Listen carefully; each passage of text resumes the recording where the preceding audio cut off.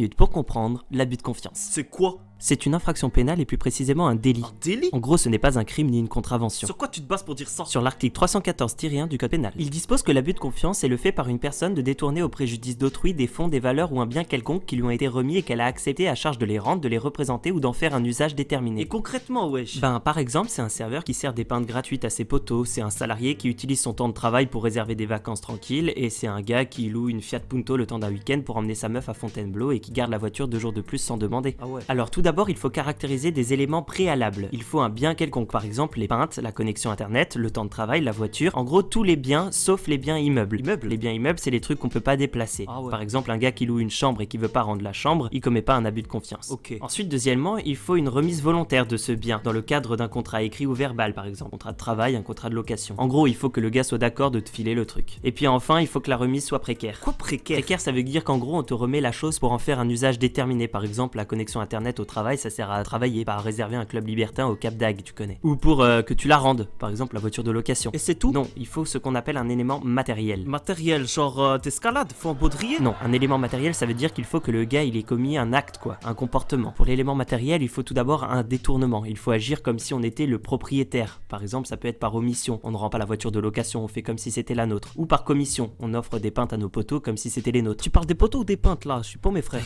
Ensuite, il faut caractériser un résultat. En fait, il faut prouver une conséquence sur la victime, quoi. En gros, il suffit que le détournement ait privé le véritable propriétaire de ses droits sur la chose. On te fait pas chier avec ça, hein, c'est tout le temps le cas de toute façon dans la jurisprudence. C'est tout? Non, il faut ce qu'on appelle un élément moral. Moral, genre la religion, genre c'est pas bien de se masturber sur des iguanes dans une animalerie? Alors, presque, c'est l'intention en gros. La volonté et la conscience de détourner une chose remise à titre précaire. C'est la mauvaise foi du type en Ok, gros. là c'est tout? Oui. Et on va en prison pour ça? Oui, c'est puni de 3 ans d'emprisonnement et 375 000 € d'amende. Mais après, il y a des causes d'aggravation, genre quand l'auteur est un officier public, par exemple un notaire, il encourt 10 ans et 1 500 000 € d'amende.